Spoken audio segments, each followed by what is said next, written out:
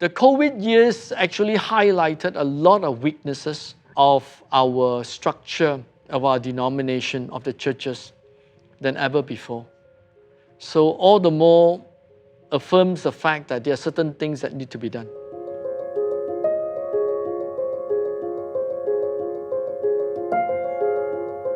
Thank you for joining us today. We're going to have this conversation with the Bishop of the Lutheran Church in Malaysia. We think you'll enjoy listening to this conversation because that's what it is. And we'll be talking about what it means to be a leader in the Lutheran Church, but more importantly, what it means to be a Christian in this nation and to be involved in shaping this nation. We'll be talking about a very wide range of subjects. We'll be talking about Bishop Thomas Loh, the bishop, but we will also be talking about members of the Lutheran churches in Malaysia and our relationship with the world around us. We thank you for your attention. You've served as secretary, I think you call it executive secretary, to the LCMS and then LCM and all this. Tell us something about your role as secretary. I was the secretary of the church for 12 years. 12 years. That is the maximum number of years that I could serve consecutively. Because while our term is a 4-year term, under Constitution, we can only serve for 3 consecutive terms. Because the secretary is the second person to the bishop. So I can engage in shaping policies and making decisions that alter major direction of the church without being bishop, but as secretary I could do so. So that was the purpose that I took on the position of secretary. But in the early days, I actually was in the EXCO much earlier as the education chairman under the late Bishop Gideon Chung. Ah, yes. All right. Then when I was the dean under the Bishop Philip Lok. Then I served under him as secretary, then under Bishop Aaron Yap. So I've served under 3 bishops actually. And I was in a position to be in the core team of shaping policies. And among the policies, one of the major one was a total revision of our national constitution.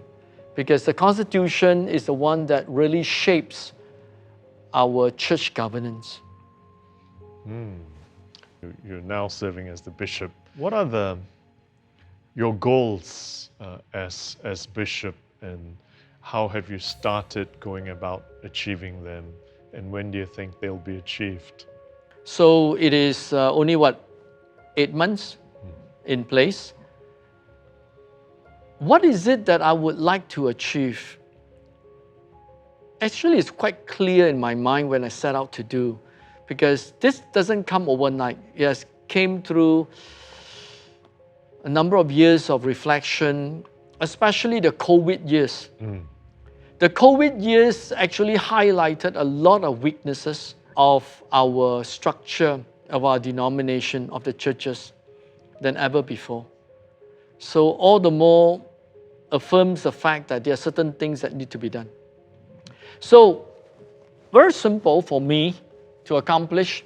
1, my priority is on the pastors. I don't know how to be a bishop. There is no book that says how to be bishop. I don't know how to be a bishop. What do you need?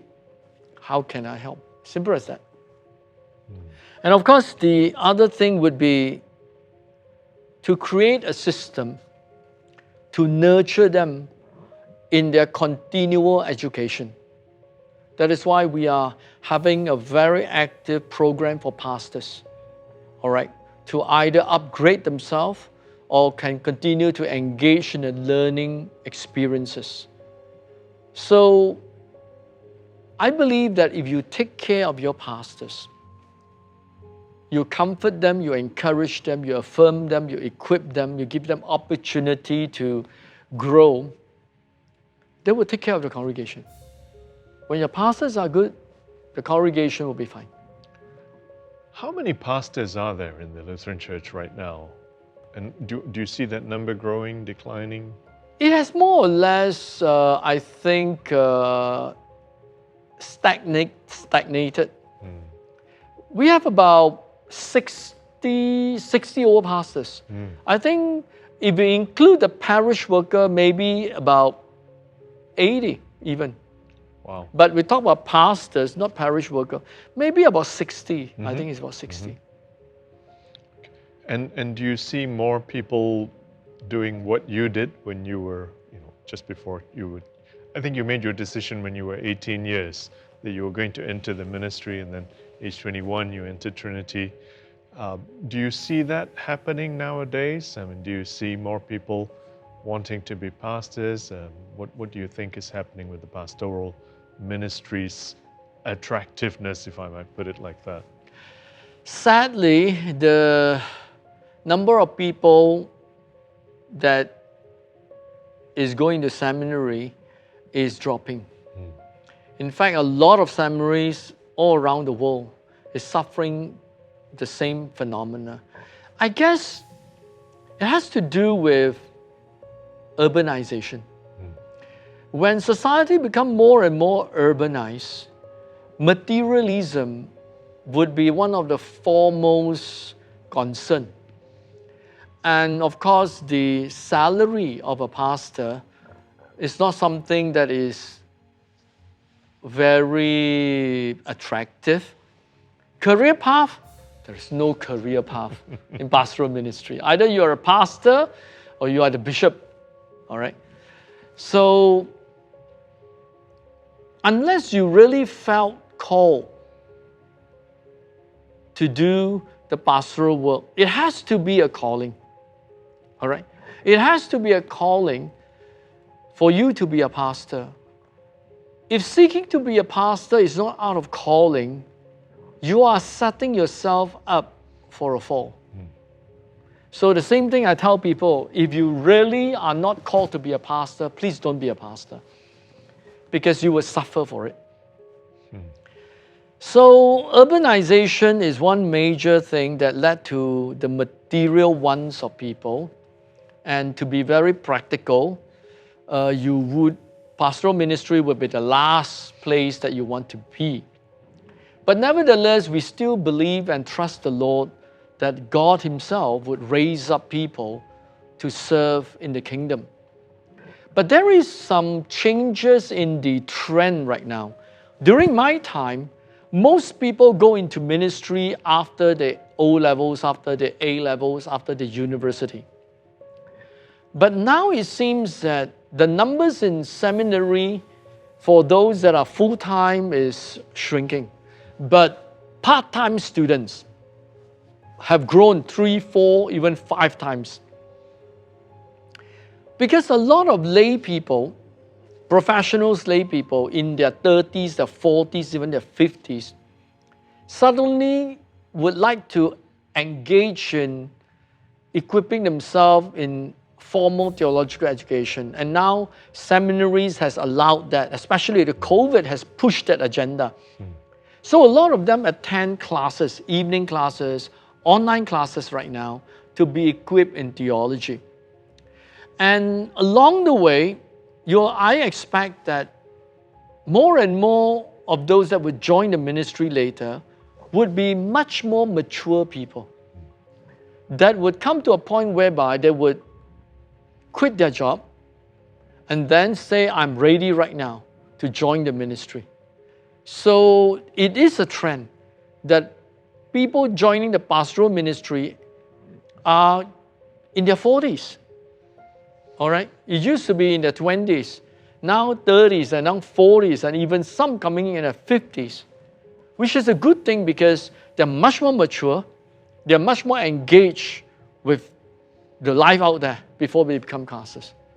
Bishop, I understand, we wait for God to call pastors, but are there things that we could be doing to encourage people to explore the pastoral ministry as a potential calling? Yes, definitely there is. Apart from the most direct way of addressing the call of ministry, the joy of ministry through the pulpit, you can also organize good youth retreat, because that's very crucial. We are going to organize the next station retreat that has been going on for the last 3-4 years. School leavers, whether it's from SPM or STPM, school leavers, we organize camps for them and just share with them about the ministry, the Christian life, and the challenge to consider the call to ministry. All right? And I believe that if we do our student ministry well, we will still be able to encourage people to be called by God and to respond to the call. That's one. The other thing, I guess, is something that we have to do, which part of my plan this year onwards.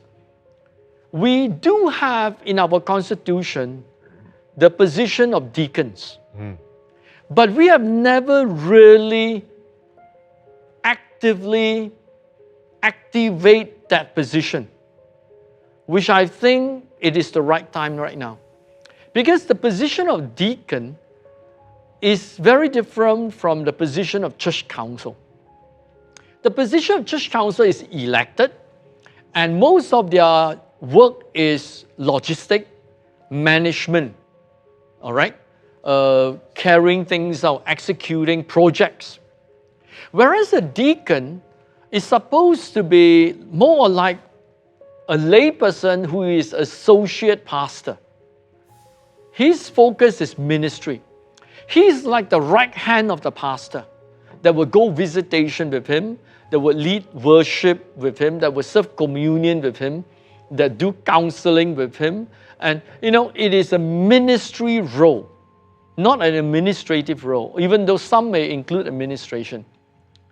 And acknowledging that their position as a deacon is important because it empowers them, give them that kind of authority to do pastoral care. And as our church begins to grow, and we don't have the luxury of pastors, the church needs to have more and more lay people that are empowered, vaccinated, to be actively serving together with the pastor in the pastoral role. So I'm going to activate this deacon program.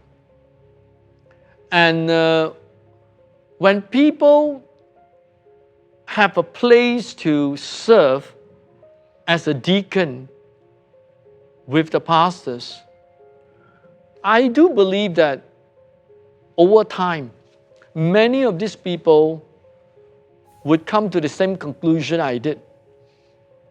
This is what I want to do for the rest of my life. This is the greatest joy that I derive in serving.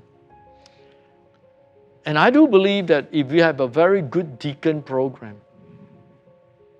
and encourage lay leaders to be involved in that, many of them would be called into full-time.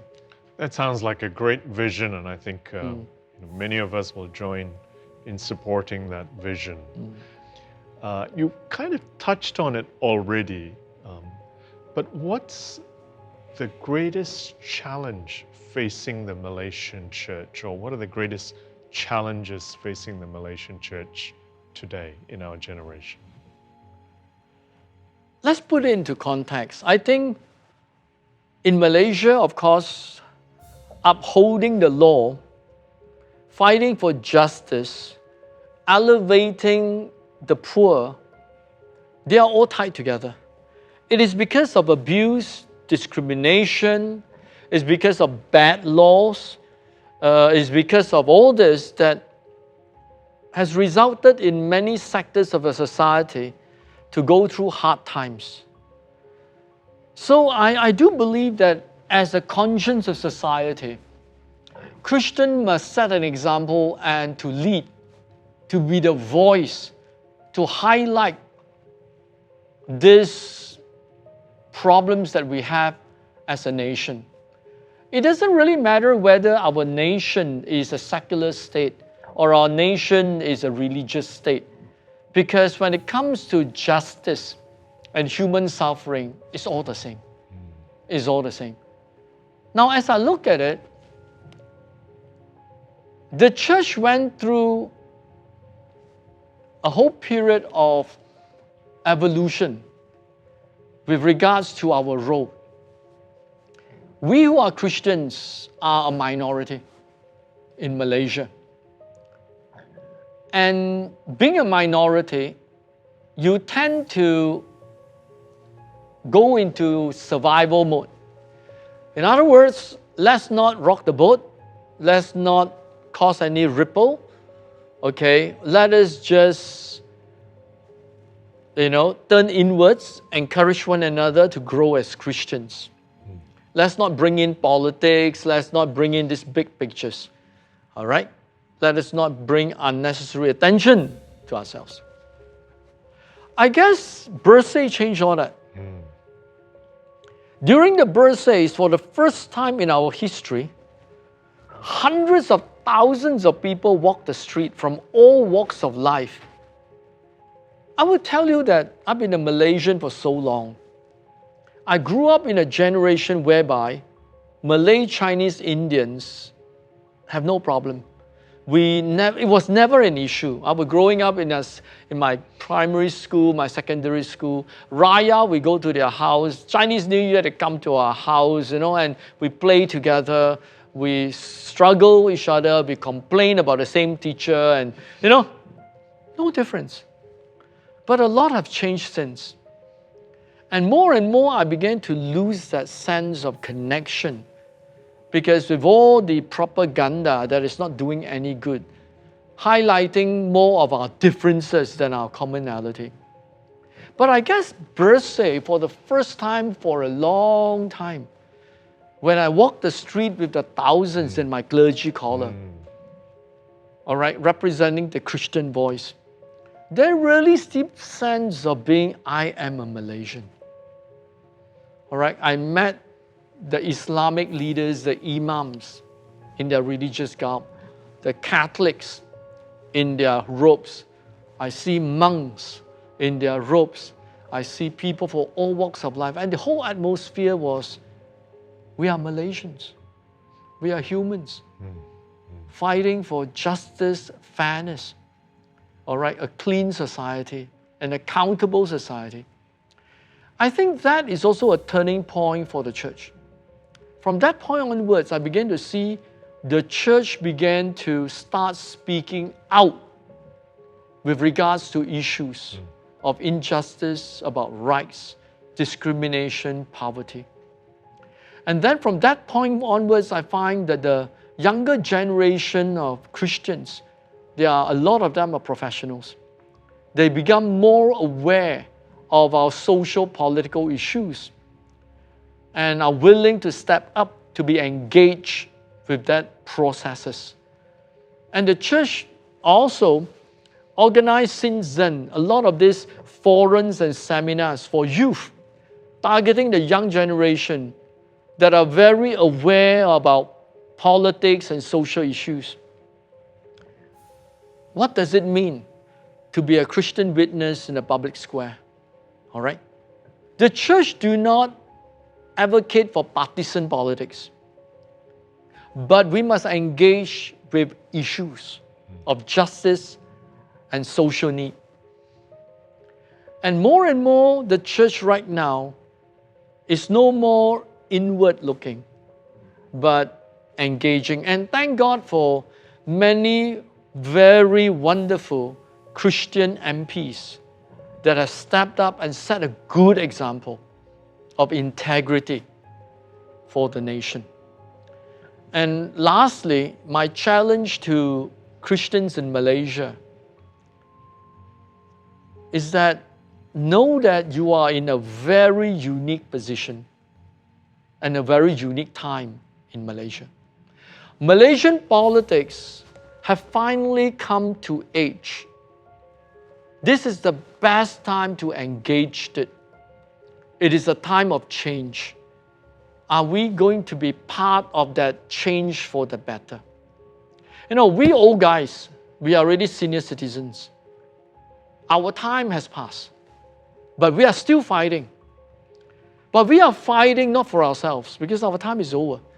I told my people when we walk the birthday, I say that I'm walking the birthday not for myself. My time is over. I'm walking for you guys, for a better future for you. If you don't even stand up for yourself, you need to think twice about complaining in the future. So it is my challenge that Christians that forms a great cross-section in society of the educated. We have a big chunk of educated people in the church. You are educated so that you can have an articulated voice on behalf of those who could not articulate. If we Christians in this generation, given all the blessing of God in terms of education and status in society, do not stand up to bear witness for the change of society as a Christian, I think very soon we will be of no relevance to society. So my challenge to the younger generation, this is the time to stand up, to speak the truth, but to speak the truth in love, with patience, and with mutual respect. I cannot think of a better way to end this interview. I think that's a wonderful way to end the interview. Let's be church for our nation. Thank you very much, Bishop. Welcome.